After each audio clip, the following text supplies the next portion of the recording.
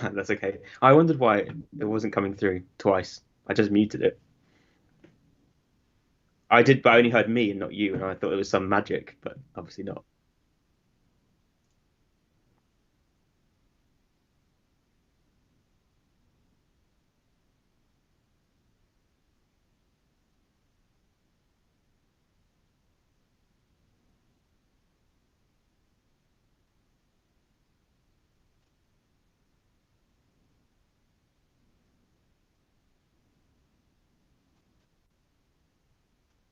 I'll be able to tell you when it's working, at the very least.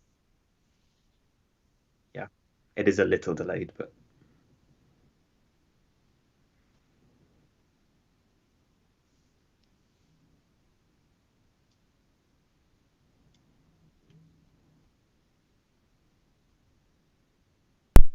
Okay, am I working now? I think that my Finley might have been playing with the what's been put in here. Let me know if you can hear me. yeah, I'll let you know when it comes through. I can cut off the first bit, you see, on YouTube, so it's actually fine. And it only seems like Hannah's watching Yeah, us. you are working now. I'm working now. Brilliant. Okay, thanks, Hannah, for letting me know. Yeah, someone's like, monologue from Sean coming up.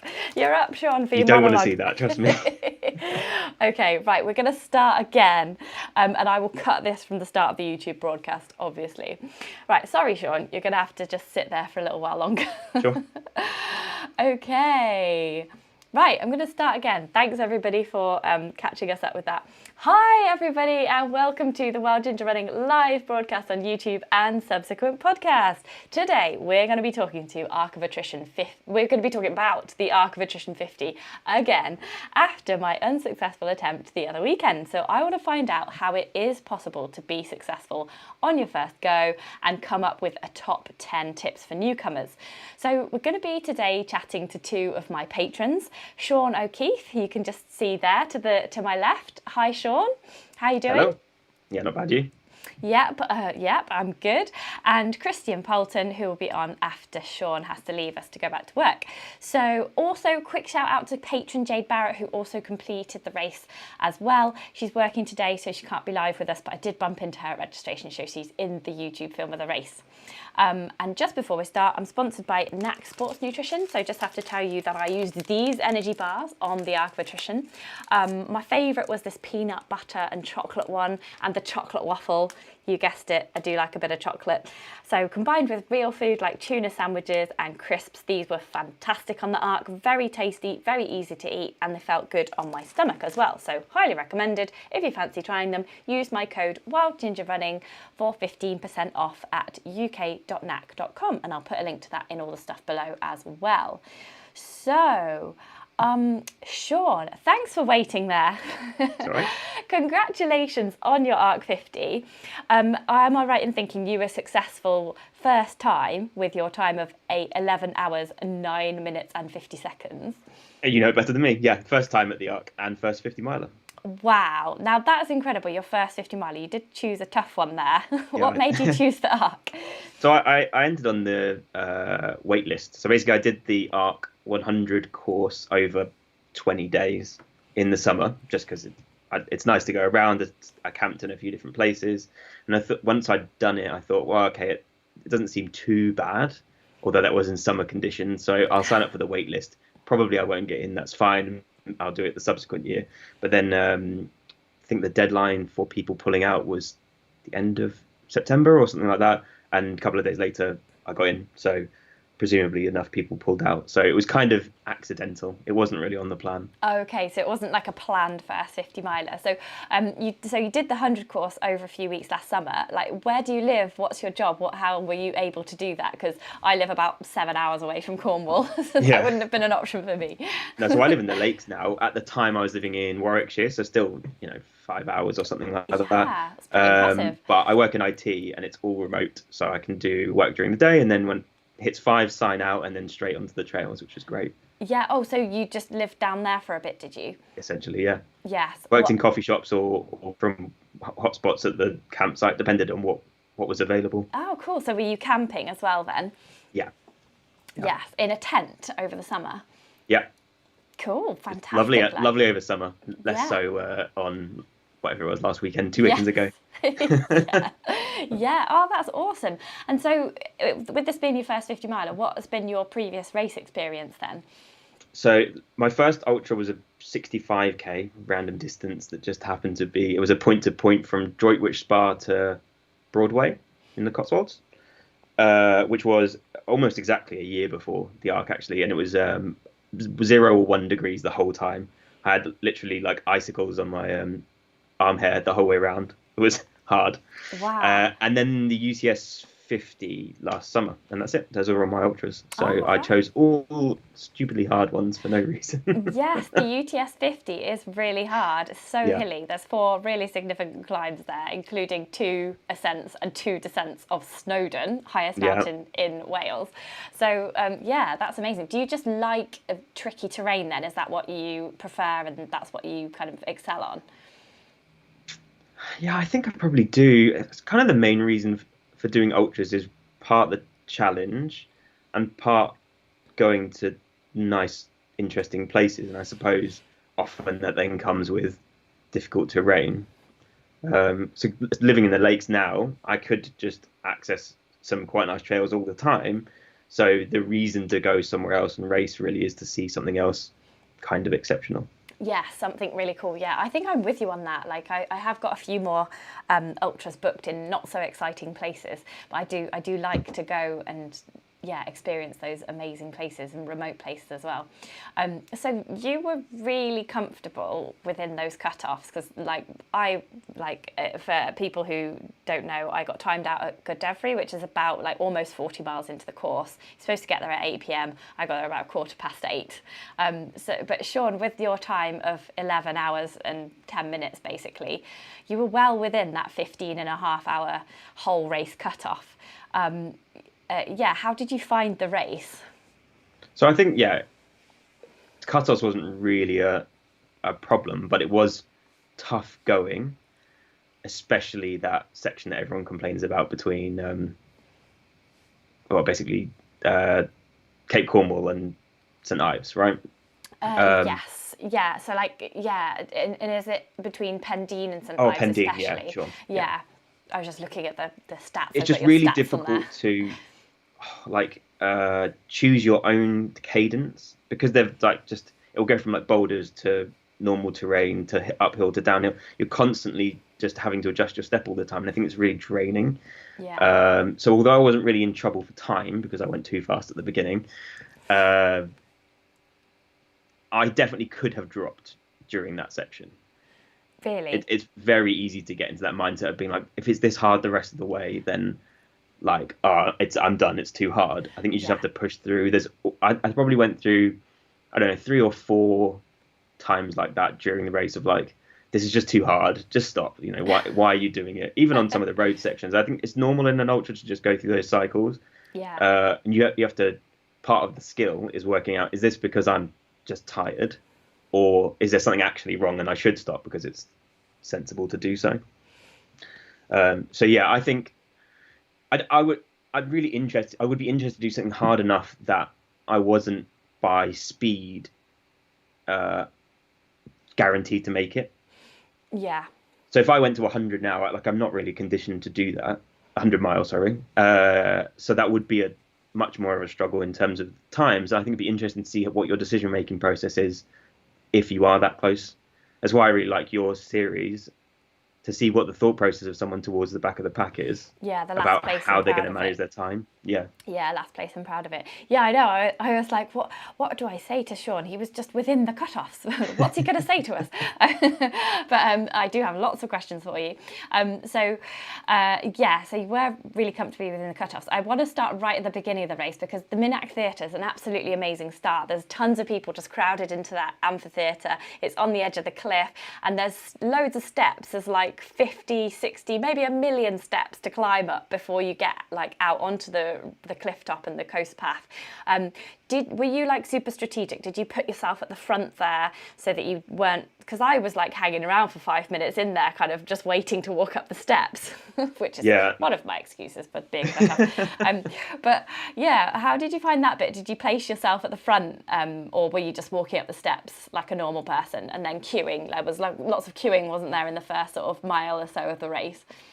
I can't ever not race. So last weekend there was a 5K that they're running in my local town to try and fundraise slash prove feasibility for a park run. Obviously, being this close to an ultra, I was like, no, I'm just going to jog around. Sub 30, something like. Couldn't help it. Had to race it. Yeah. Or close to race it. I held back a little, so I just can't not. So yeah, I put myself right at the bottom of the steps. Yes, on right, the with the elite left-hand people, set. like with Holly Stables and all the top people.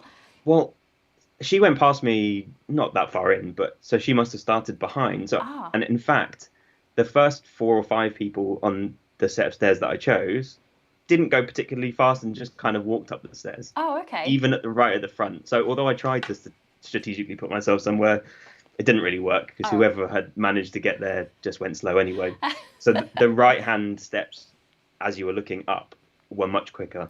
They were quicker. Okay. Yeah. Don't know why. Just depends who was there, I think. Yeah, I got told that on the coach as well. One guy was like, go right. And I just went left because I was filming, and that was the better kind of place to film it all because that was more to the edge.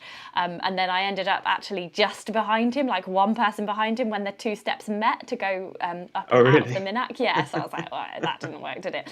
But at least he went right and he wasn't just giving me false information.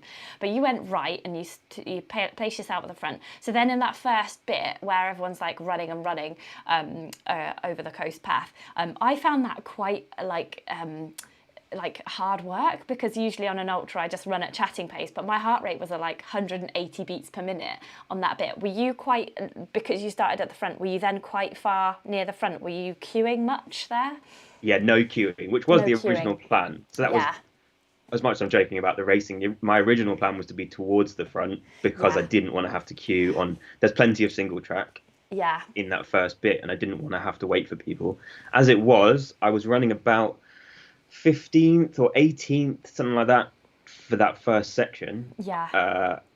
And still couldn't run exactly at my own rhythm. Okay. So I found that I could do downhills / the technical bits better than most people, even the really quick people who were definitely fitter than me. Yeah. So we were yo-yoing for ages. Around about where Holly went past me. Yeah. There was a group of 3 or 4 people, and I would go past them on the downhill technicals. They'd go past me on the uphill flats, and it was just back and forth. Yeah, that was exactly the same for me, but just like way back in the pack.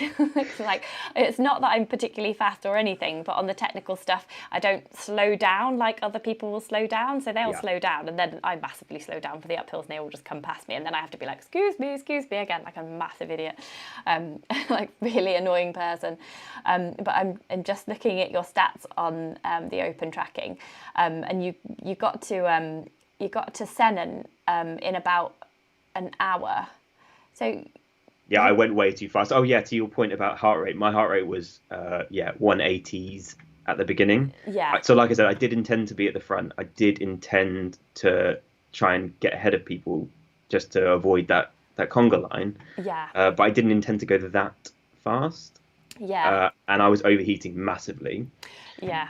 Interestingly, a couple of other people said to me as well, and other people stopped to take layers off or whatever. I started in shorts and 1 layer because I knew I was going to get generally hot anyway. Yeah, me too. But not as hot as I was. Yeah, it was I don't know if it's just because the sun or whatever. Yeah, which is insane. That's such a British thing because it was 8 degrees or something. Yeah, it was a warm day for January, wasn't it? And when you're running fast, I find like you only need shorts and t-shirt if you're running fast. I chose long leggings, but they were like ones that were quite breathable. So they were long, but they were okay. And then I had a long sleeve that you could just pull the sleeves up. And I was just running in that for basically all of the course until it got dark. But yeah, I'm just noticing that you took about an hour to get to Sennen, which is a really great effort there. What did you do about, did you have a crew? Because I felt like when I got to Sennen, I probably could have done with not taking 1 litre of water at the start if I'd have had someone at Sennen there waiting just to give me a bottle. Did you have crew? No crew for me. I carried 2 litres essentially every time I topped up. Did you? 2 litres? I do drink quite a lot, but it also meant that I had the option to like skip stopping if I could. Yeah. So I only filled up extra at I don't know whether around Pendine I had an extra litre, and then St Ives, and then that's it actually. Yeah. So it So doesn't. I was carrying extra, but I had more flexibility that way. Yeah. So you started off that start of the race. You had 2 litres of water with you. Yeah, and I actually could Wow. have had more, to be honest, with how hot I was at the beginning. Really? Because Yeah. I only drank like 500 mils, but then I don't like sweat loads, and I probably wasn't going as fast as you, obviously. So it's like it No, wasn't I think I too just much. sweat a lot. Yeah. Okay, well that's good to know because I was going to advise everybody in like the 10 top tips that we're sort of creating here on the way. I'll ask you for 3 at the end. I thought that probably my advice to people would be to start with 500 ml and have a crew member meet you at like Land's End or Sennen. And the great thing about having a crew would be they could literally hand you a bottle filled, and you just wouldn't even have to stop. They could run alongside you. They could hand you the bottle. You could give them your empty bottle and just pop it in your pack. Like F1. with us uncrewed people, we were having to like drink it all, like unscrew the top, hold it out to someone, wait there, screw it back up, put it back in, and then do the other one. So it would be a massive advantage, I think, to be crewed. Like if you're scraping the cut-offs like I was, it would be quite good to have someone there. Definitely in that scenario, and I think it has a double benefit because so where I use just like liquid nutrition, so just like sugar in water. But you could use like Tailwind or whatever thing, but it's just easier to do or cheaper to do sugar. Yeah. So if I had a crew, that's exactly what I would do. I would just have pre-filled bottles with pre-filled energy, and then that would be less things to carry in terms of gels, etc. So that would be nice too. Yeah, I was going to say to you then, next question was how much food did you carry? Because before I went, I was like, well, how many of these do I take with me? I took 8 of these in the end, and then 2 tuna sandwiches, 2 cheese sandwiches, and a hot cross bun and a piece of flapjack. And I didn't end up eating the cheese sandwiches or the flapjack or the hot cross bun. Maybe I would have if I'd have got through the cutoff. But I just feel like I took too much food, and there was actually more food out there than they sort of intimated that there might be. Yeah, there definitely was. I tend not to use aid station stuff at all unless I like fancy something when I get there. Yeah. So I always so I came from triathlons before ultra, and same story. There are aid stations available and people can get Coke or gels or whatever, but I like to be self-sufficient. Okay. So I think I had 14 gels plus 2 hours worth of fluid nutrition. That's it. And then a couple of flapjacks in case I wanted something Savory. solid. Yeah. So I was aiming for 80 grams of carbs an hour at best, and I literally never ever managed to do that in ultras. I don't either. I eat far less than I think I should. Yeah, I had loads left over. I think I averaged 60 grams an hour. Yeah. So what was that, like 1 gel an hour then? Were your gels like 60-gram gels? They're 40 grams. They're the SAS beta fuel ones, so I think they're 40 grams per gel. So it should have been one every half an hour. Yes. Okay. One every half an hour. Because I find that really hard to eat. Like I was chomping on these, but there's only so many of any make of bar that you can chomp down all the time. But I was just like having mouthfuls of these. These are like 200 calories in there. How many carbs? 50 grams. Yeah. It says per bar 20 grams of carbs. Yeah. So I should have been eating way more of these than I thought. I find it hard to chew stuff though. Like, so I only had one of the 2 flapjacks that I took, which is just like breathing and running and eating. I just can't do it. Yeah, and I also had poles. So I was like, at one point I had like a tuna sandwich in one hand and a pole and a GoPro and a pole in that hand, and it was just like, did you use poles as well? No poles for me. I have not. So I do have some. Yeah. I've never really got onto the coordination of it. Yeah. So I don't use them. It's something I still need to practice with. Yes. Yeah. get a bit of practice there with the poles. I found the poles really useful because there was a lot of balancing, wasn't there, over the rocks and bogs, especially that Pendine to St Ives section. So I was grateful for them, there. Did you at any point think, oh, I could have done with a pole over that really rocky section from Pendine to I don't St think so. I was Ives? using my hands so much. I don't know. I don't know if I could. Yeah, I don't know maybe if it would replace. Yeah, I think people who really know how to use them probably would benefit. But I would have just been, I'd have put them away and not used them. So yeah, and just had to carry them. Yeah, and so what were the high points of the race for you? Like, what were you really pleased about?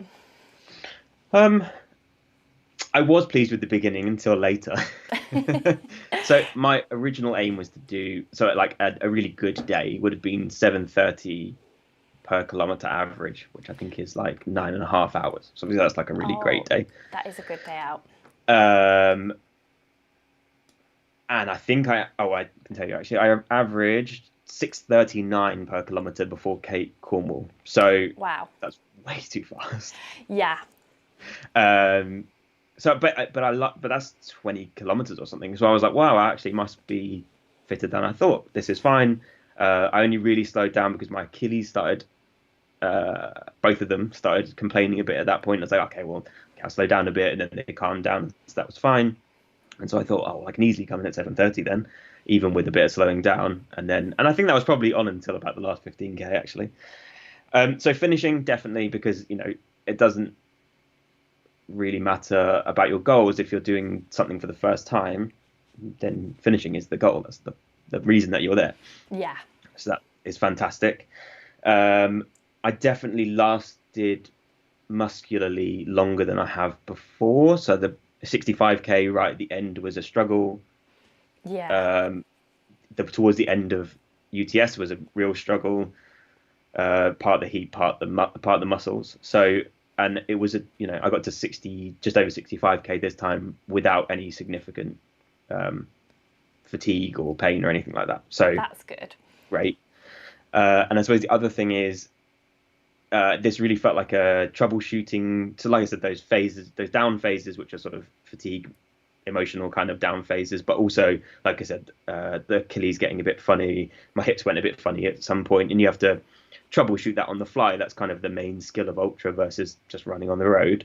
And I felt like I did that really well. Like, okay, well, this is just you need to dip or change your stride or slow down, or you haven't eaten enough or drunk enough. That troubleshooting process, I think, went really well, personally. Yes. Yeah. Well, that's good. So you felt like you got a bit more ultra experience in the bag, sort of thing. Yeah. In troubleshooting. And did you have any low points as well on the way round? Was there any particular place where you felt a bit despondent? Yeah, definitely that bit that everyone talks about. Yeah, I just slowed down so much in the Pendine to St Ives bit. That was my favourite bit. Like, everyone's like, oh, that's the worst bit. That was honestly my favourite bit. I loved it. It's so pretty. Great. Yeah, and, it's beautiful. All the terrain was great. The bit I hated was that bit through Hale where there was like 4 miles of road. I was slow on that because it's so boring. It is. Fortunately, so I got kind of entertained through that section because that's kind of where I caught up with the most of the 100-milers. Oh, wow. You caught up with some 100-milers. So I got to have small conversations with them on the way through that section. Mostly them going, oh, how you're running's how I think I look. But yeah. So that wasn't too bad, although that is dull, that section. Yeah, it's so pretty. But I also kind of did the low point to myself because I thought, oh, Zena must be just there. Yeah. And then it was always a lot longer than So I was like, oh, it must be around the next headland. Oh, it's not. Next head, no, it's still not there. Oh, you're an hour away from it still. Yeah. Because when I did my recce, I'd done it in 10-mile stretches or less. Yeah. I'd shortened it in my mind about how close everything was. Yeah. Yeah, and partly that was that was a low point for me. I was tired, having done too long, too fast. Yes, at that point, and it's tricky terrain. And yeah, Zena takes ages to come to. So if anyone hasn't done the races, there's the Pendine cut-off, which you have to get to at 12:30, which Sean went through at 11:14, which is brilliant. I went through it like I think 20 past 12. Oh, perfect. Just made it. Yeah, just made it. So yeah, and then Zena comes next before St Ives, and it's kind of like nearly 2 hours to there, isn't it? And there's just endless hill after hill, and then to get to the actual kind of place where the crews can meet you is like this horrible set of steps. You'll see it in my film where I'm just like, oh, steps. And there's like a granny rail as well that you can pull yourself up on. And inevitably, supporters always stand at the top of hills when you're feeling or looking the worst. Every time, every type of race, it's funny. Yeah, exactly there. So yeah, that Zena was a tricky one to get to. Then it was all downhill to St Ives. Before we try and extract a sort of a top 3 tips from you for anybody else that wants to do the race, can we just cover your typical training week in a massive nutshell? Because I know we've only got about 10 minutes of you left. So I'm sort of very dull. So I'm self-coached and I just slowly increment everything. It's really dull. So I do a little bit of periodization where I think, okay, well, right now I'm working on 10k pace or 5k pace, and then I just do slightly more volume or slightly more of a percentage of that intensity every week. So I'm up to about 120k as my highest weekly volume, but that will vary kind of based on life logistics and how close I'm getting towards the end of a block. And yeah, so I'll just do, I don't know, like 3 by a mile, say, and then the next week I'll do 4 by a mile and 5. So just I just sprinting. Do really, yeah. So that would be like that 5k block, for example. And would that be up a hill, like the 3 by 1 mile? I live in the lakes, everything's up a hill. Okay, yes, so you're in the lakes. You're massively advantaged there. Yeah, massively so. So yeah, so it's really simple like that. So just trying to be consistent and slowly increment everything. Yeah. I do always do my long runs on trails, and then probably half of the week is road, just because it's quicker. Okay. I can just leave my door, run, and then come back. Yeah. So that's it. Yeah, it's pretty simple, really. I think that consistency is the key, and I'm trying to do as much strength/mobility stuff as I can. But it always inevitably is the first thing that gets dropped, isn't it? Like, oh, I've got an hour. Shall I run or shall I do mobility? Oh, well, I'll run then. Yeah, definitely. So is that like, what, 5 runs a week for you then, that mileage? 6. I take Mondays off. Oh, wow. So you run every day so apart I do from a normally Monday. long run on a Saturday. Yeah.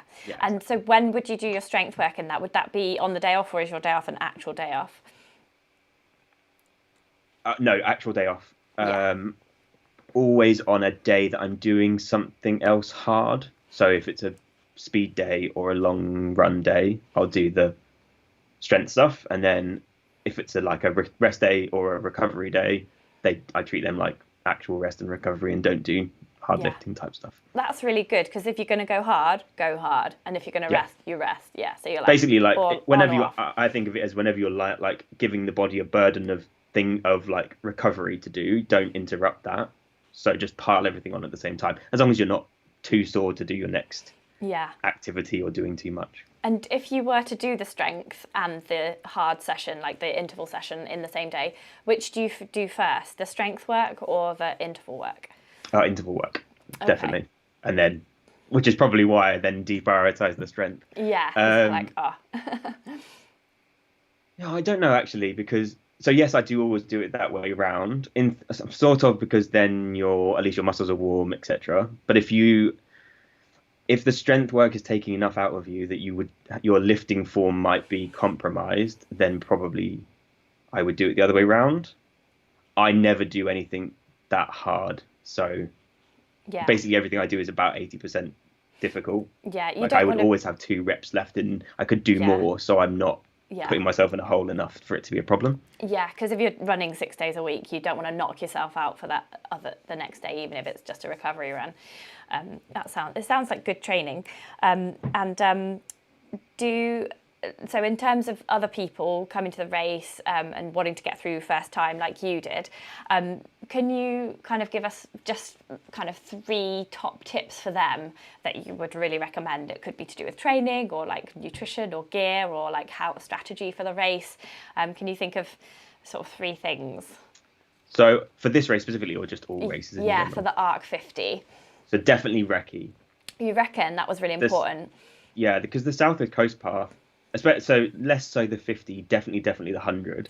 Because the bit until you get to the Minnock, there's lots of like very tight single track with like a bit like the Pendine section, but more regular interruption or stride length and things because it's just rocks, etc.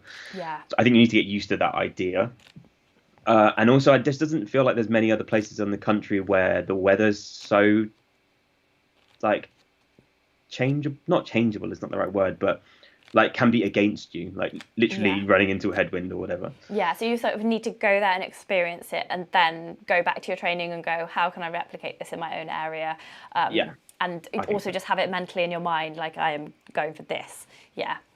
Yeah, and then when you come across in your local trails or whatever something that's semi-similar, you can then approach it like, okay, imagine this was the race. Yeah. How do I pick a line through this set of rocks or etc. And if you only had, say, like, I know you spent the whole summer there recceing that whole 100 course, which sounds fantastic. If you're like me and you can only like maybe spare 1 weekend to recce one bit of the 50, like say a 10-mile section or something like that, is there a particular part that you think, no, this is the part you need to recce? So definitely that Pendine to St Ives section. Yeah, okay. Because, like you said, so once you get to St Ives and onwards, that's largely flattish road, well-packed trail, the same after. Yeah. Maybe the dunes. I think you just make it through the dunes. I don't think you need to have seen that before. Yeah, I don't know how much impact a recce would have in the dunes if it's dark and... Yeah, I think you just maybe need to go and recce that to get used to following your watch or something like that. Yeah, following other people, putting some faith in someone. Yeah, I think in terms of a difference to just normal running, that Pendine plus section is the way to go. Yeah, that's interesting that you say that because like I found that bit fine, like that was great. So I would recommend recceing that if you haven't got a lot of experience of technical running and stuff like that. But for me, if you're like more of a back of the pack runner, like coming in at like 15 hours kind of thing, I would recce the section where it starts to get dark. So like after St Ives, it started to get dark for me, and there was like that crisscross of the railway. Like you crisscrossed it like 3 times, and I had to stop quite a few times to like look at the OS Map app and just be like, well, where am I going now? And that costs time as well. So I'd recce that section after St Ives, and then through Hale, so that you can just bomb through there. And then I'd recce the dunes just to get into your, because that Godevry cutoff is really like the biggie, isn't it? Like after Godevry, you could like kind of chill out, sort of, but you know, like you've got to get there, haven't you? So I would recce the dunes as well, so that I just knew what I was going to be up against, because I was getting lost in there and I really didn't have any time to be lost in there or to slow down. So to just know what you were looking for, those big headstone type things with the acorn on, and just have a bit of an idea. So I'd go for that bit to recce. That's a really good point, actually, because I'm thinking about it like, because I already knew. I didn't look at navigation at all from St Ives until the dunes, just in the dunes. I didn't look at it because I'd already done you knew it, the whole thing. Yeah, well, that would be really helpful, good. actually. And that was light for me. It didn't get dark until after Godevry. Yes, exactly. Yeah, so it depends like how fast you think you're going to be to which bit you recce. So that's interesting, like both sides of there. So that's one. So that probably leads on to number 2, actually. Yeah. Practice with your head torch. Okay. Yeah. So partly because just get used to being able to see not that much, but number 2, just getting used to what the controls of your particular head torch are. So I had Phoenix something or other, and it has like a spotlight mode and a floodlight mode, and they have different intensities. And if I hadn't used it in runs all through the winter, I wouldn't have known, like, oh, is this just as good as it gets, or would it be better to flip at this point, and how long it'll last, and all those bits and pieces. I think that's very important to understand, like, what's it like at night? Does that affect your pace, or are there other things you have to look for, or do you need to like have some caffeine to be able to pay attention to things? I think that's a good thing to practice as well. Yeah, definitely. So recce, number one, head torch controls and usage. Nighttime, yeah. And nighttime running. Number three. I think it's really boring, but consistency. It's significantly better to just do like 10K every day than go and do some amazing 3 by 5 kilometer workout and then have to take 2 days off. Yeah. So I think just don't try to like overdo intensity or rush getting quick. Okay. Just put some time in running. Yeah. Run and run some more. I think that's really good that you've said that though, because sometimes I'll be put off a workout because I think, oh right, I know I've got to go and like do like 2 minutes of hard stuff and rest like 3 times 2 minutes intervals, and I find that a bit off-putting. So then sometimes I just won't do it at all. So yeah. Thinking to yourself, just whatever you do, just get out. And if you can do that session, then great. Or if you can do a lower intensity version of that session, then that's just as good. And it's better than not going out. Totally. There's one guy that I coach, and the message that I give to him is, if you don't feel like doing it, that might be legitimate. Put your stuff on and go outside. If you go outside and just do a 20-minute walk, great. That's better than just sitting on the sofa. And if you then, when you go out, think, oh, actually, it's not too bad, I could do a little bit of a run, that's fantastic. But just going and doing something is much better. Yeah. That's the reason most of us started doing, I know ultras is a bit of a crazy endeavor, but most of us just started, oh, it'd be nice to be a bit fitter. So there's no reason not to just embrace that. Yeah. Yeah, definitely. Well, I like those top 3 tips, Sean. Thank you very much for those. It's easier going first because nothing's taken. Yeah. I've got like 8 written just in case. So we've got to finish with you soon because you've got to get back to work. But Sadly, what is next for you? Just fill us in. I have a bit of a ridiculous season this year. So next is Manchester Marathon. So I'm hoping, but this is quite a stretch goal, to get a London Good for Age qualifying time. Awesome. But it's difficult because it's sub 3 in theory, but in reality, they normally take time off of that time. Okay. So I probably need to do more like 2:54, which would be a 20-minute PB. So that's... we'll see. Yeah, that's a stretch. Maybe just wait until you're a bit older and then the Good for Age the time gets up. Well, that's the goal is to do it before I hit 35. I think 35 is when it changes. So the goal is to try and do it before the age group thing moves. So I can't just wait. That's an amazing goal. I'll see if we get there. But ultras wise, I'm doing UTS again, and then Mozart 100, which is in Austria. So 105k. And CCC. Wow! So going long, yes. Yeah. And doing some alpine stuff. I had intended to do the Ridgeway Challenge, but it's got cancelled, unfortunately. Oh, it has. So hence CCC. Yeah. Oh, Tim did that last year, didn't he? Yeah. Yeah. Oh, that was. So it's supposed to be the British Championships or whatever the Trail Running Association calls it, but there wasn't enough interest, so it got cancelled, sadly. Oh, that's a shame. Oh. Oh well. But I'd rather have kept it, in the UK if possible. Yeah, that would have been really nice. Well, there is like a World Champion Series being set up, isn't there? With the guys from Centurion Running being quite involved with that. So that'll be interesting to see where that goes. Yeah, it's a possible next year thing for me to move to 100, but it seems such a crazy long distance. Yeah, but I think like with your sort of background and your pedigree, like maybe if you just slowed down a little bit, you'd find it really easy. That's the problem, isn't it? If you just went at my pace, maybe we should run together for the first bit and you can run at my pace and then at 50 miles I'll stop and you can continue. Yeah, and or maybe the opposite. I'll do the 100 when you do the 50, catch you up at Minnock and then you can stop me overdoing it. Yeah, exactly. You could have a little sleep waiting for me. Awesome. Oh, well, thank you so much, Sean. It's been really great to catch up with you. It was lovely to see you at the race as well. And congratulations for completing the Arc on your first attempt and your first 50 miler. And good luck with all your ultras this year. Thanks. We're going to say bye to Sean now. So bye, Sean, and we'll catch up with Christian. So I'm going to... Yes. What do I need to do? I need to go on Skype. Where's Skype gone? Here we go. So Sean's gone now, and where's Skype gone? Skype is here. So we'll just ring Christian now. Let me just press the video button and we'll say hi to Christian, who also completed the Arc on his first attempt this year. Hi Christian, how are you doing? Hi, not too bad. Awesome. We'll just wait for your image to come up on the screen. Oh, it's maybe I need to turn my camera on. Oh yeah, there's always that.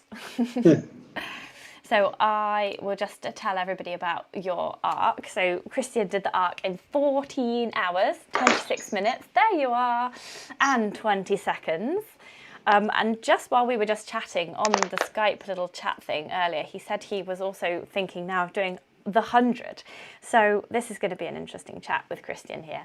Can I just get you to move a little bit to your left so that you're in the middle of the screen there, Christian? Yes. That's it. Yes, that's good. Yes. Yeah, so I've also just worked out, having seen your picture on the Skype thing, that I did actually meet you before we set off at about 5 o'clock in the morning, and we were having a chat, weren't we? So I'm really sorry that I didn't put 2 and 2 together. You were wearing a Wild Ginger Running buff, so I was like, oh, hi, I'm going to film you. You're wearing a Wild Ginger Running buff, but I didn't actually put 2 and 2 together to think that you were actually Christian. So sorry about that. It was very early in the morning. Yeah, it was, wasn't it? Yeah. Oh yeah, I need to change your name as well. Sean's just put on the live chat that I need to change your name to Christian. I've got like a little name. I had Sean O'Keefe on top of Sean O'Keefe, and now we're going to change it to Christian. What a smooth changeover this is. I hope everybody on the podcast is enjoying this smooth changeover. Okay, right, we're all set up now. So thanks so much to Sean for coming on. He's now in the live chat and he's going to be heckling us with some questions probably.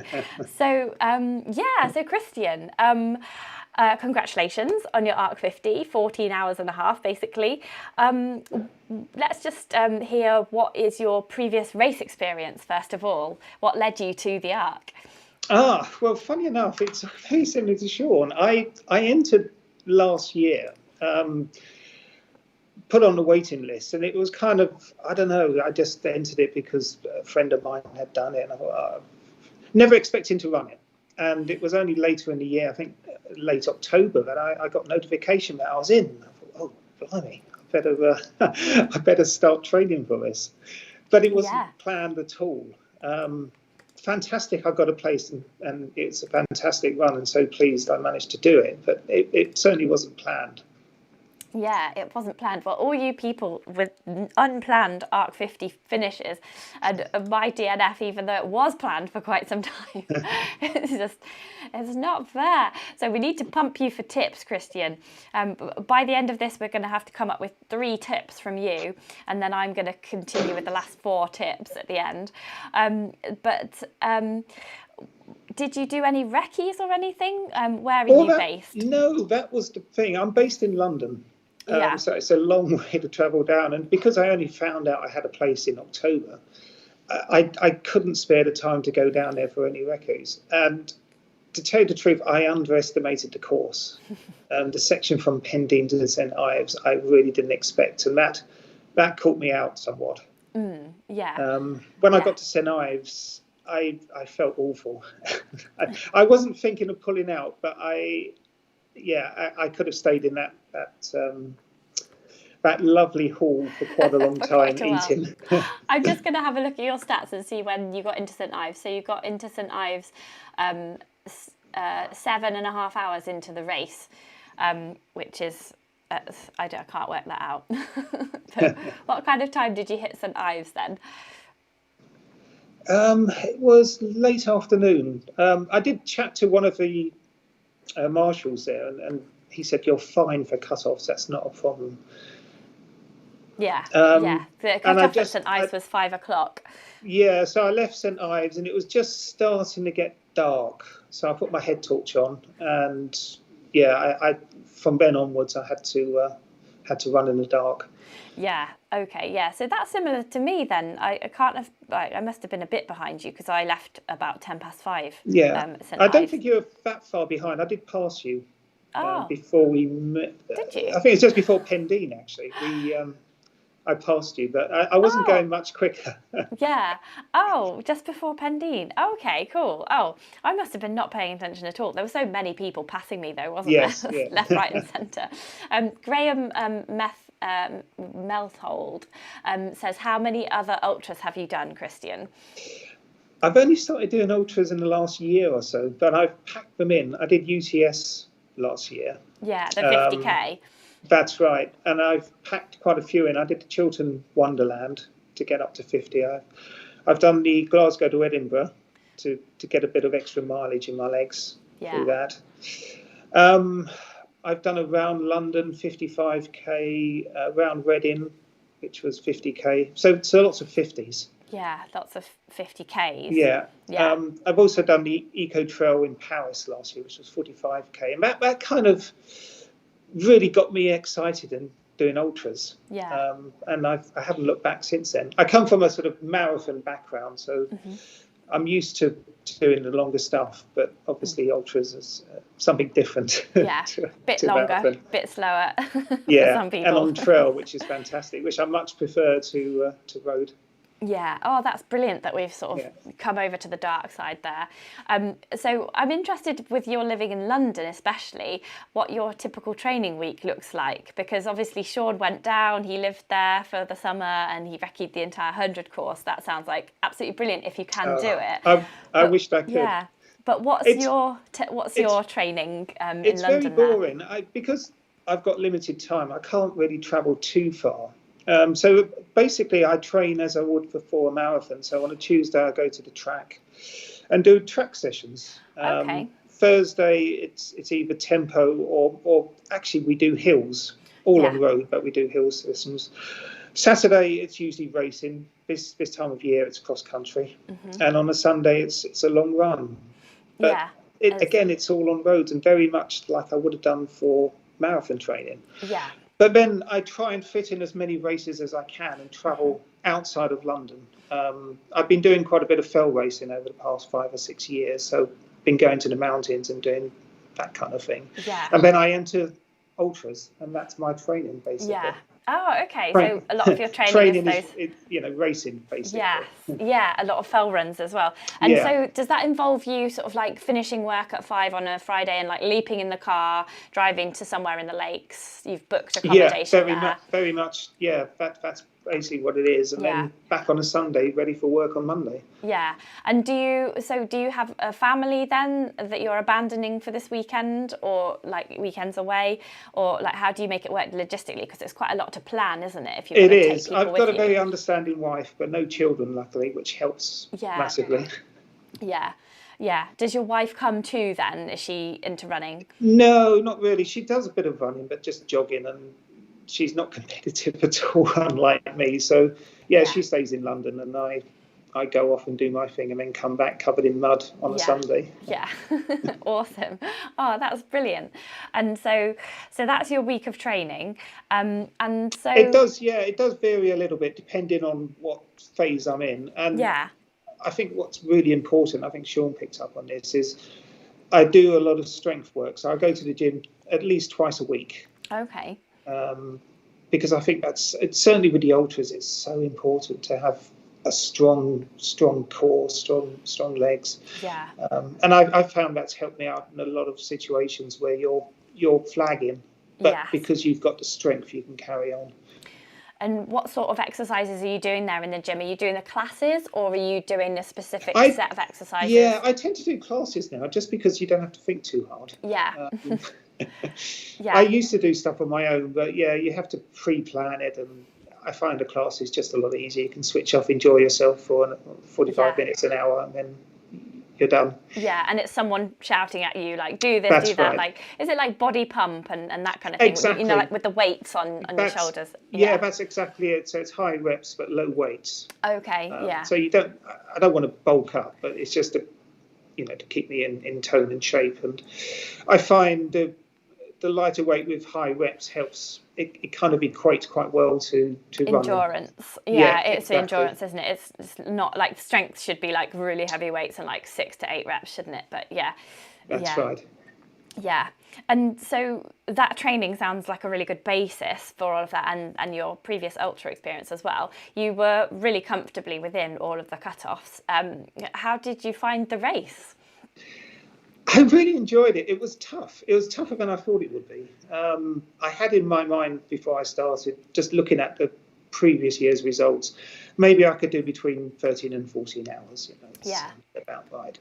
I was half an hour over that, and that's purely because I think I underestimated the course. That Pendeen to St Ives bit, I slowed down terribly. Yeah. I did bring poles, but for some reason I didn't really use it on that section, which I should have done. Yeah. I guess because it was so undulating, you didn't want to keep putting your poles back again, yeah, because sometimes you had to get your hands, use your hands, didn't you? I found I was holding both poles in one hand and using one hand with the other. Exactly, yeah. But you made a good point. It does aid stability, and then a lot of sections where I was feeling a bit unsteady on my feet. Later on in the race, when I was using poles more, they helped a lot. So I think hopefully when I do it again, I will be using the poles more. Yes. So you want to do it again then? Yeah, I at the finish, as we were coming in across the line, there's a guy with a video camera, and he shoved a microphone in my face, and I was all a bit sort of addled, and he said, "How did I do?" And I said, "Yeah, fine." And he mentioned something about, "Oh, you're going to come back and do it again?" And I just blurted out, "Yes, I'm going to do the 100." And then I was thinking, "Oh, I'm on camera. I can't back down now." Have you done 100 before then? I didn't hear you mention 100 in the things you've done before. No, I've got one planned for later this year. I'm doing the Centurion Autumn 100. Oh, right. Is that the Autumn 100? Is that the one that is in a cross shape and you go out and back, out and back, out and back, out and back, which sounds like the devil incarnate? That sounds like horrendous. It sounds completely different to the Southwest Coast Path, though. It does. I think now I've done the 50, I at least know what to expect. So I think it's within me, and I always like to aim high.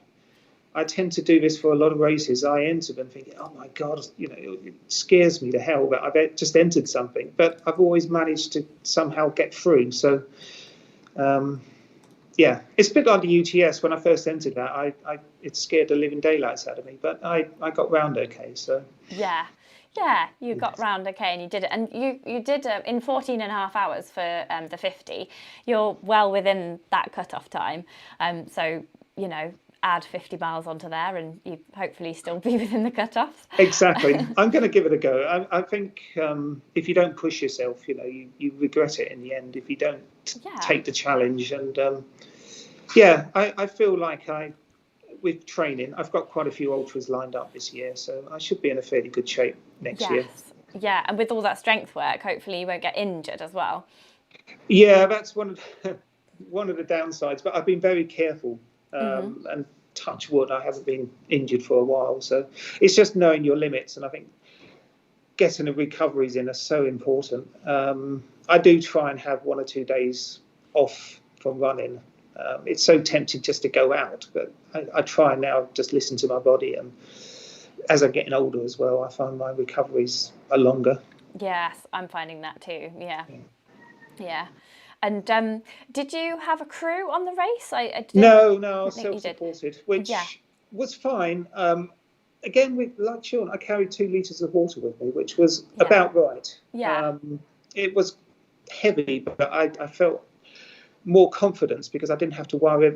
Actually, there's lots of archangels around, so I could have carried less water, but at the time I didn't realise. Fine, yeah. But I had the confidence that I've got enough water.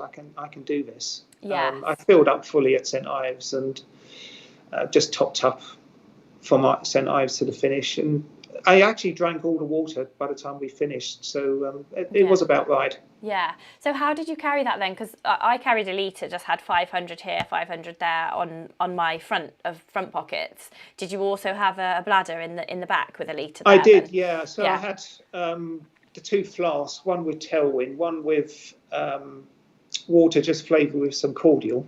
Yeah. So it helps to drink. I mean, I had just pure water in the bladder, which was almost an emergency supply, which I did actually need. So I'm glad I bought that. Ah, that's interesting, because I was going to suggest to people to take less water, but it seems like perhaps like if you sweat more, or if you're a certain type of person, like I don't know, maybe I just didn't drink as much, but I just carried a litre, and then the most I did get to the end of that during the Pendine to St Ives section, so I just filled up fully at St Ives. But yeah, I suppose you just have to know yourself whether you drink a lot or whether you sweat a lot.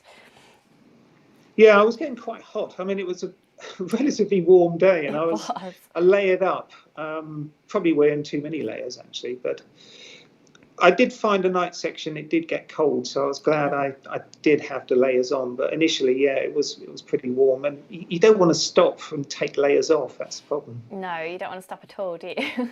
No. And so we've covered your water. How much food did you carry then? Because you weren't crewed, so again, how did you make those decisions? Yeah, I probably carried too much, but I based it on roughly 40 grams of carbs I take every 45 minutes. And I had a mixture of gels, energy bars, and my secret weapon is Baby Bell cheeses, which I've only just started using. And towards the end of an ultra, it's one of the few things I can actually palate, and it really does make a difference now. Oh, that sounds really nice, because it's kind of salty, savoury, obviously, exactly, really easy to get down. Yeah. So I'm wondering now, do you pre-peel them and put them in a bag, or do you have to faff around with all that stuff and then have a load of litter to carry around with you? No, I kind of faff around, but it's kind of, it's easy enough. Once you get your fingernail in, it's easy to open them. Yeah, I think I would pre-open them and put them in a bag and leave them to sweat, Yeah, maybe I'll try that next time. Yeah. So do you feel that you carried too much food, or too little? I probably did slightly too much. Again, I didn't realise that the Archangels were, I mean, they're fantastic. They had vans here with food and water. So I did grab a few things from them. I had planned on being completely self-sufficient and only stopping at St Ives. So I had a few gels left over at the end. Yeah, it's good to have a few bits left over. You want some emergency there, don't you? And what were your high points during the race? The scenery was just mind-blowing. Although I felt awful going on that section from Pendine to St Ives, the scenery just, it buoyed you up and kept me going. It was just brilliant. I kept wanting to stop and take photos, but I know, yeah, that's why I got timed out. Oh, taking photos, making a film. But I think some of the high points, just meeting fellow runners. After St Ives, I had a bit of a navigational issue with my watch. I lost the GPX. Oh, no. And I managed to team up with another runner who happened to be at roughly the same pace as me. And we ended up actually with a small group of 2 or 3 other runners who all had navigation issues. And we ran through the dunes together, which was great, because morally we weren't alone. Yeah, there was a group of four ladies running through the dunes together, and we knew that we were probably definitely not going to make that cut-off. We were all caning it through these dunes, but we just kept going wrong, because it was like, oh, is it this way, and then one person's watch would be like, oh no, this way, and so we'd all kind of like collaborate together, and we eventually got there, but we lost a good 15 minutes in that. There's so many different choices on the dunes. I mean, we had GPX, but again, when you're there, you're not quite sure it's pointing in that direction, but is it that path or that path? Yeah, it's really tricky, isn't it? I would recce that bit. Would you, like, having done the 50, would you advise to recce any particular part? I would. I wished I had. Certainly the Pendine to St Ives, I didn't expect it to be so technical, and I would have liked to have recce'd that. Yeah. The dunes, possibly, but I don't know, would I have done it at night? Probably not. So I think it's a different beast at night. Yeah, I think you just have to make sure you have enough time to get lost a few times in the dunes. I think that's why there was a guy on the coach who was really helpful. He said, make sure you're leaving St Ives aim for St Ives at 4:30. And don't hang around there. Don't hang around, because you're allowed to get there at 5, and the latest you can leave is 5:19. And I think I left at like 5:10 or something ridiculous. So I should have just been in and out of there. But I was just stopped by a hot cup of tea and going to the loo. And then I was like, looked at my phone, and my friend had put a scan picture up of they were having a baby. So I had to message her back. And I was like, you shouldn't be doing this, Claire. So that's my second top tip, actually, is is don't spend too long at St Ives. Yeah. It's so it's so tempting when you sit down in a warm environment. And I had a plate of baked beans on toast. And yum. I could have stayed there all day. Yes. Yeah. And the thing is with St Ives, you're only just over halfway at that point. It's like 26 miles or 27 miles or something like that. And it really is, you have got a long way to go at that point. And that's right. You haven't seen any sort of proper checkpoints until then, because it's the only one on the 50. So it is hard. Yeah, I definitely made a conscious choice to be as quick as I could. So I ordered some food, ate that, filled my flasks, went to the toilet, and then thought, right, this is it. Got to get out. Can't stay here any longer. I'm going to check what time you left St Ives. Oh, it doesn't say the time here. It just says the cumulative time. So it says you were out of St Ives at 7 hours 21. So that's 8:30, 9:30, 10:30, 11:30, 12:30, 1:30, 2:30, 3:30, 4 o'clock. So just before 4 you left. That's right. Yeah. So it was. Yeah. The sun was setting at that point, so I did put my head torch on in anticipation that it's going to get dark, and it did once we got out of St Ives. Yeah. And did you have any low points on the race?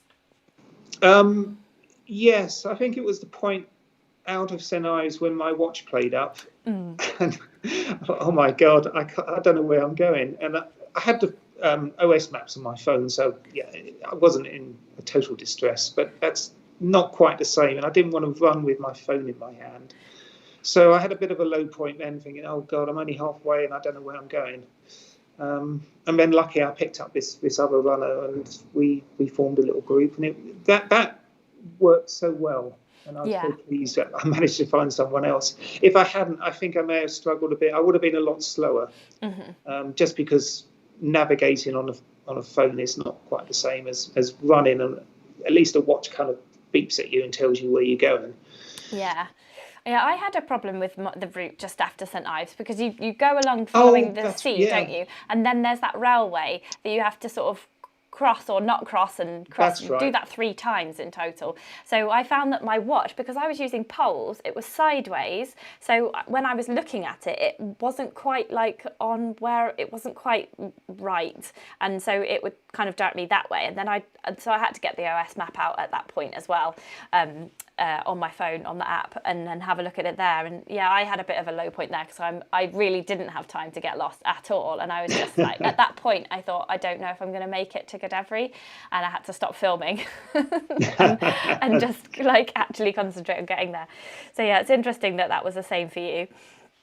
Yeah, exactly. I got confused. I think my watch wasn't at fault. I think I just pressed too many buttons and I lost the GPX, and the stress of the race, I didn't know how to get it back. And did you eventually get it back then? I didn't know. In the end, I just, because we were in a little group, I just followed the leader, so to speak. Yeah. And just hope they're going the right way. I did look at my watch subsequently, and I now know how to use it. So that might be a second tip, is learn how to use your equipment before you... learn how to use it in anger. Yeah. And in fact, that's my second tip, actually, is with the headlight. I ran out of batteries just on the last hill going up to the finish. Yeah. My head torch just went. And my batteries were in the bottom of my pack. Oh, no. So a tip is, if your spare batteries, keep them somewhere handy. Yeah, spare batteries handy. What was your first tip? So the last I forgot what 800 metres I ran in total blackness, which wasn't great. Up that hill with the little flags on it. Yeah. So it's luckily, a really cruel finish, isn't it? So I kind of knew where I was going, but it wasn't particularly nice. I recce'd that the day before, just so that I knew, like, if I was getting there, like with seconds to spare, I was like, I must know where I'm going. I'm not going to be stressed at this point. And you go through Porthtown, don't you? And you take a left and then an immediate right, and then there's flags, and you hop onto the verge, and then you cross a tiny little ditch thing, and you're going up sideways up this huge, massively steep hill with all the little yellow flags up to the finish. That's such a cruel finish, isn't it? How were your legs on that? Exhausted. I must admit, I had my poles out, and I was just using them to work up the hill, which was great. I'm so pleased I actually bought poles. So I wasn't sure, because it wasn't that sort of... if I was in the mountains, I'd bring poles, but for a coastal path, generally I wouldn't. But I'm pleased I did on this one. Yeah, I'm pleased I did as well, because I mainly use poles and I just find them so helpful on the uphills. Yeah. So just remind me what your first tip was, because that second tip is the spare batteries, keep them handy. What was the first tip that you did mention before? What was it? It was... Was it? Don't spend too long in St Ives. Oh yeah, don't spend too long. Or aid stations. Don't sit down. Yeah. Or you can sit down, but don't spend too long. Yeah, beware the chair. Yeah. It's so true. Yeah. Beware the baked beans on toast as well. And then, so we need a third tip from you, and then we will find out what you're doing for the rest of the year. Yeah, well, we've already had the recce bit. I would recommend someone does actually have a look at the course, but we've already had that. So, third tip. I think for me, it's not for everyone, but I would say bring poles, because I found them really beneficial. And towards the end, when I was fatiguing, it did help. Yeah. So maybe if you are crewed, or if you can get a crew to take poles to, say, St Ives, or maybe even Cadevri, have someone meet you with poles at Cadevri or something like that, just for that last bit, if you're not used to poles. That's right. And in fact, I was with some other runners who did exactly that. Their crew had some poles ready for them. Yeah, that's a good idea. Yeah, I think having a crew would make the whole race a lot easier, because you wouldn't have to carry as much. You'd be really quick with the bottle changes over with the water and the hydration, and you could do stuff like, give them an extra layer, or, if you found that you really weren't eating those cheese sandwiches, you could just ditch them.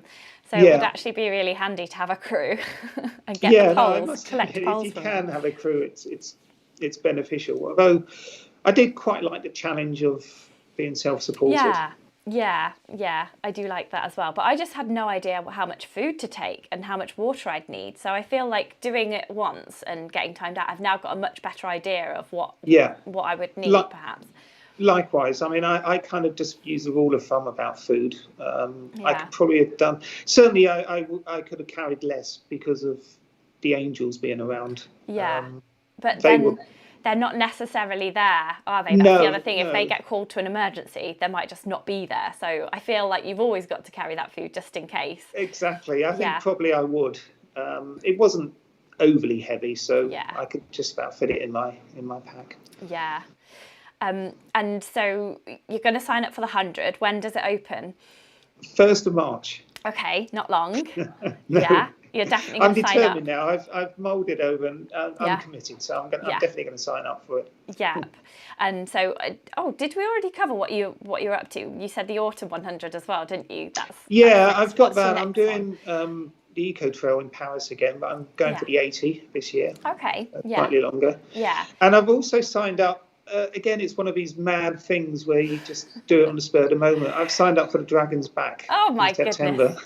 I like you, Christian. You're a man of the same spirit as me, only slightly more bonkers. You're going to do the Dragon's Back. That's even bigger. I feel like that's even harder than everything else that you're doing put together. That's brilliant.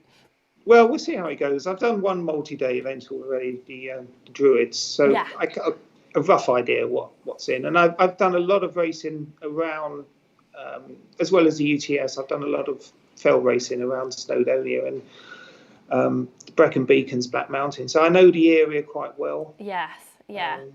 I don't need to wreck it because I've already done it. So that's one benefit. I've just got to get fit enough to be able to keep going for 6 days. Yeah, I know. I just can't believe that first day is like the Welsh 3000ers, 40 odd miles, loads of ascent, and it's just like that's just good for one day out, and then you've got 5 more. I just don't know how you come back from that. But that sounds amazing.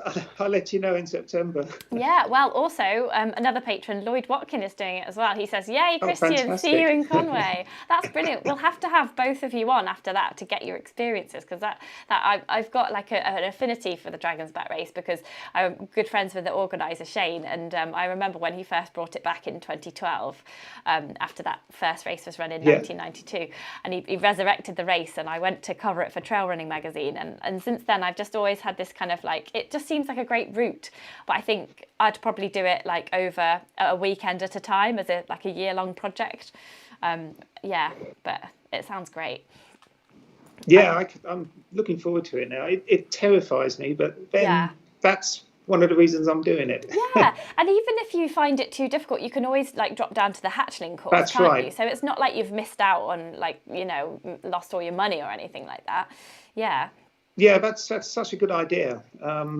Because that is a worry that, for whatever reason, you might not be able to quite do it, but you're not out of the race immediately. Yeah, exactly. Yeah. Oh, well, that sounds brilliant. I'm very excited for your year ahead.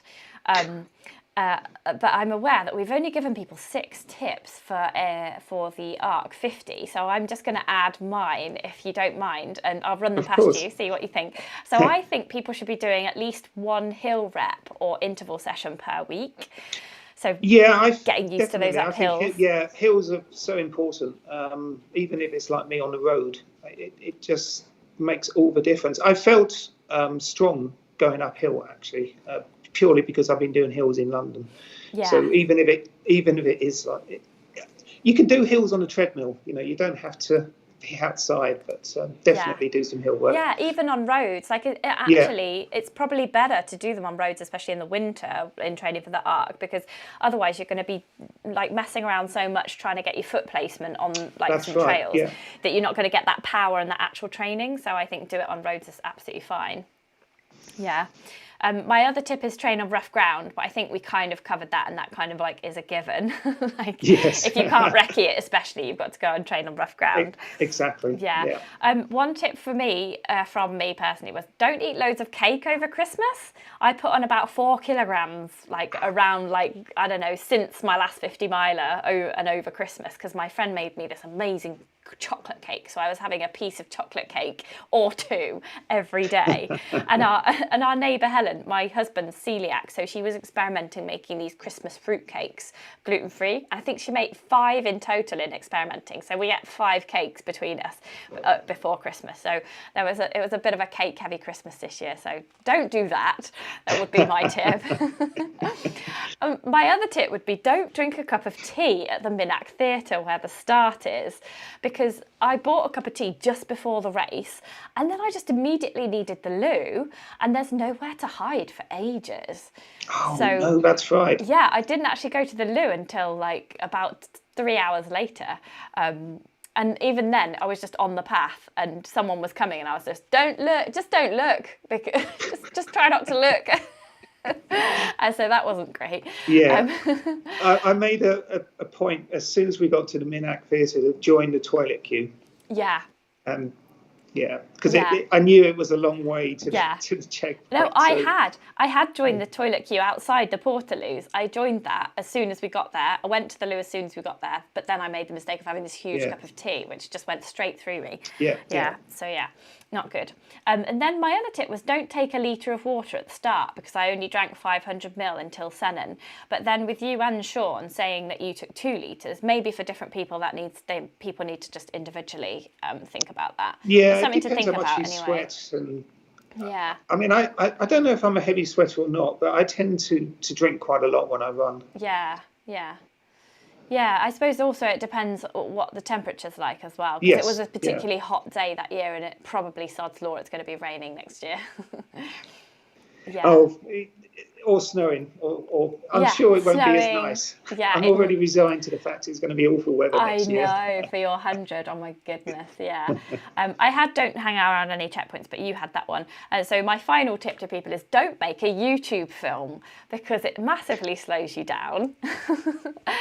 You'll see, it is useful. I think it will be useful for people to have the film of it. Yeah. But if I was to try it again, I wouldn't make a film. And Sean said that he'd crew me and he'd film. So that's nice.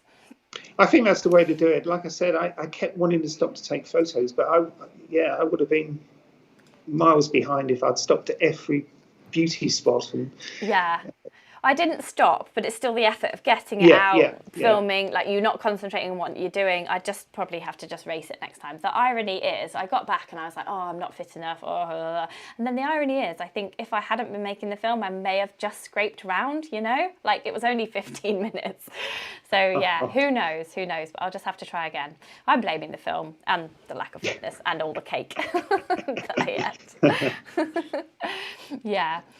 Can you think of anything else that we need to tell people about the Arc 50? I feel like we've covered lots here today, and that we should wrap it up. But I just want to, from your point of view, is there anything else that you think we should mention to people doing the race next year?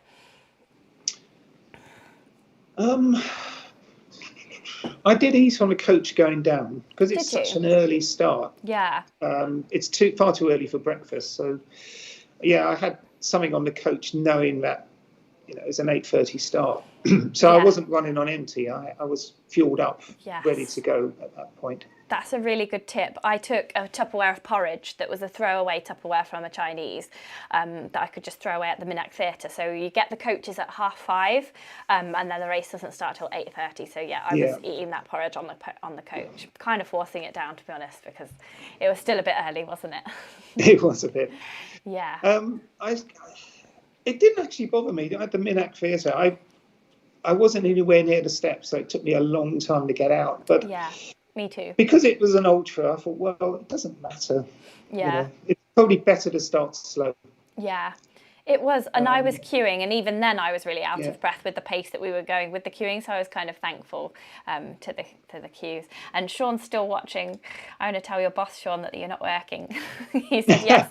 Also, he ate 2 bagels on the coach as well. So yeah, that's a really good tip, actually, outside of the race as well. Yeah. Right, well, I think we should wrap up now.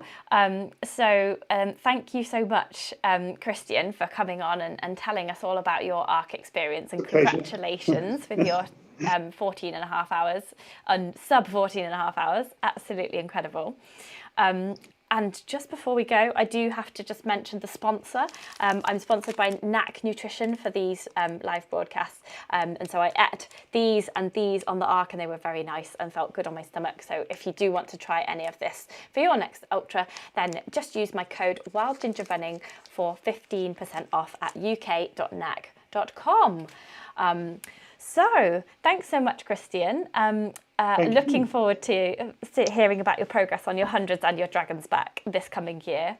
And have a lovely weekend when it comes around. Thank you. Cool. Bye. Bye, everyone. Bye.